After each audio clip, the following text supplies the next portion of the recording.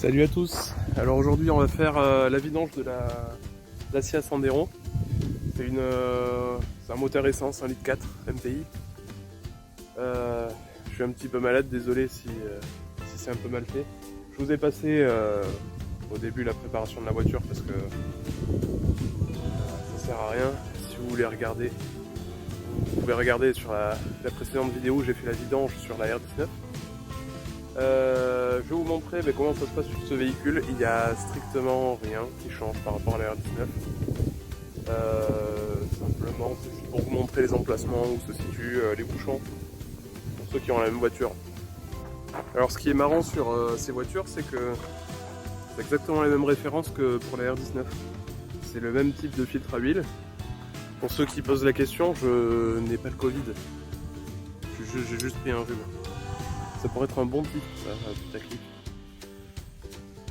Vidange plus Covid, un truc comme ça. Ouais, je trouverais. Alors, je vais vous montrer aussi la qualité de l'huile. Bon, ça, c'était le bidon que j'ai utilisé la dernière fois pour la vidange de la R19. L'huile était bien noire. En fait, j'avais pas fait la vidange la dernière fois. C'était un garagiste qui l'avait fait. Pour la petite anecdote, j'ai trouvé qu'à chaque fois que c'était un garagiste qui le faisait, l'huile lors de la prochaine vidange était dégueulasse. Alors que moi, quand je la fais, vous verrez, je vais vous le montrer. L'huile est encore à peu près propre. Donc je sais pas s'ils font ça à la va-vite. J'ai l'impression qu'ils laissent pas vraiment couler l'ancienne huile comme il faudrait. La R19, donc ça s'est vu, c'est bien crade. Sur la Dacia, il faudrait voir ce que ça donne, parce que la dernière vidange, c'est moi qui l'ai fait l'année dernière. Il y a environ 15 000 km, il était temps que je la fasse. Théoriquement, il faudrait pas dépasser les 15 000 km, il faudrait le faire à peu près à 10 000, ou tous les ans. Voilà. Je viens de me rendre compte, j'ai oublié de faire un petit peu tourner le moteur, bien qu'il ait tourné tout à l'heure, il y a à peu près 1 heure. J'ai complètement oublié d'enlever la petite jauge pour contrôler le niveau d'huile. Ça permet de faire un appel d'air pour que l'huile coule bien.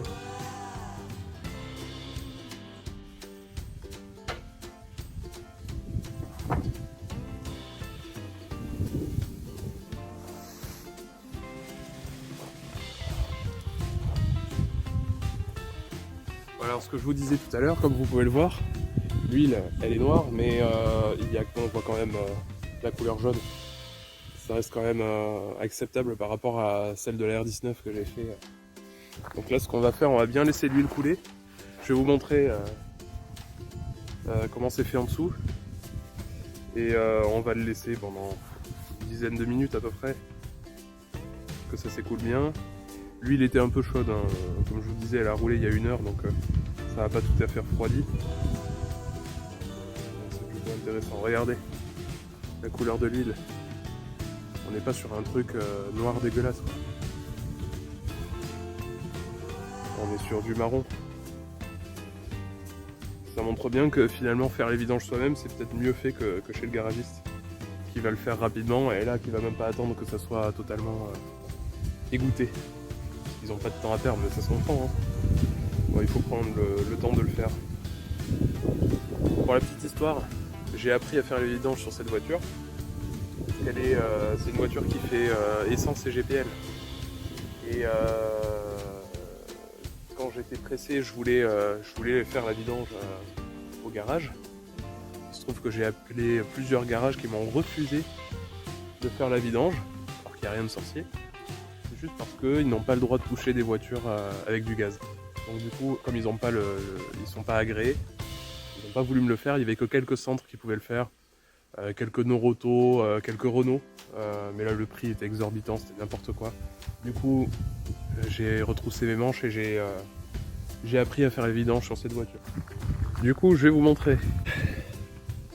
Donc, vous voyez là où est le bidon, juste au-dessus, on a donc le bouchon de vidange.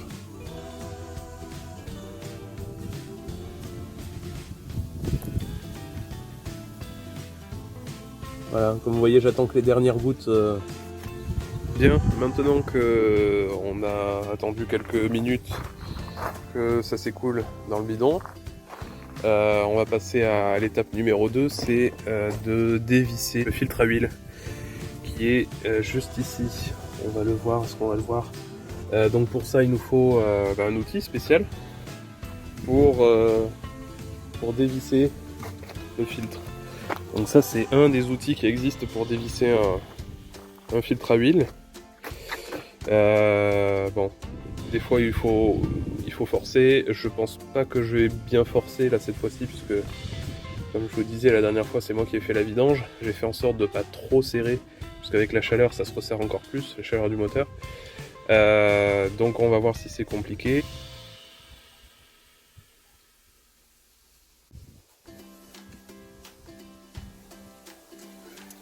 Alors, si je peux le faire à la main.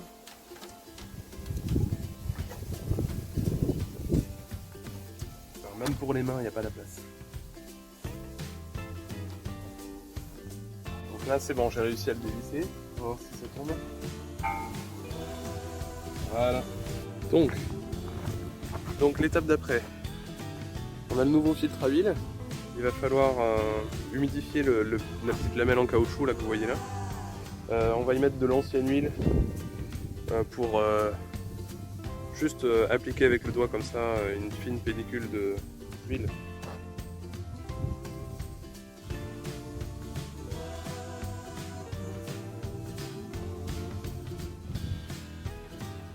Voilà, donc maintenant on va pouvoir le revisser à la place de l'ancien.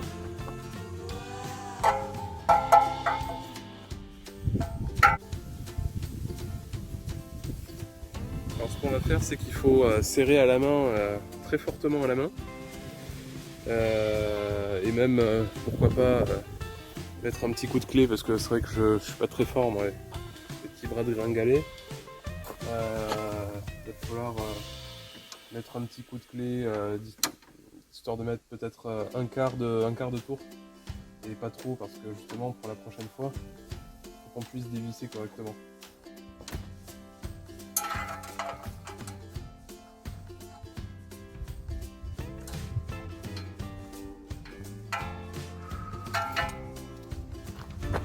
On va changer la petite lamelle en métal, voilà, celle-là, par celle-là, en cuivre. C'est vraiment important, c'est ce qui fait l'étanchéité. Voilà, donc là on va le revisser en dessous de la voiture.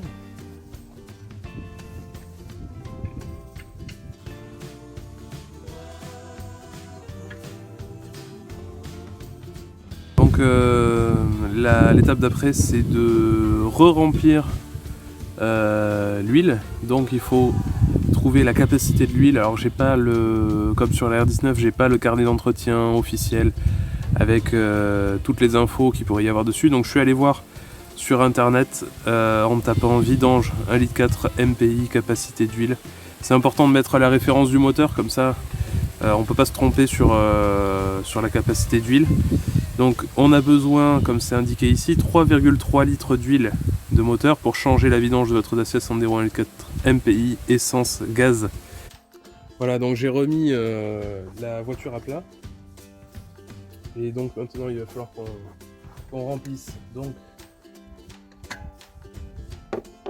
j'ai lu 3,3 litres sur internet, mais je sais pas s'ils prennent en compte la capacité du filtre à huile. Je vais mettre 3,3 litres et puis on va regarder au niveau de la jauge, voir ce que ça donne, s'il faut en rajouter ou pas. Alors il me faut un entonnoir, du coup comme la vidéo de la R19, je me suis fabriqué un entonnoir avec une vieille bouteille que j'ai coupée.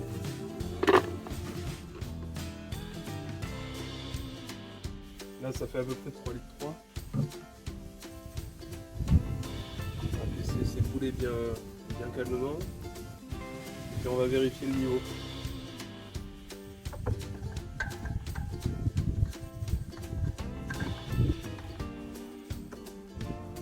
Mettez un like si vous avez aimé. Vous pouvez commenter aussi si vous avez des questions, vous n'hésitez pas. Donc là nous sommes à 125 050 km. Donc il faut que je le note. Et je le mettrai comme la R19 sur une étiquette dans le compartiment moteur.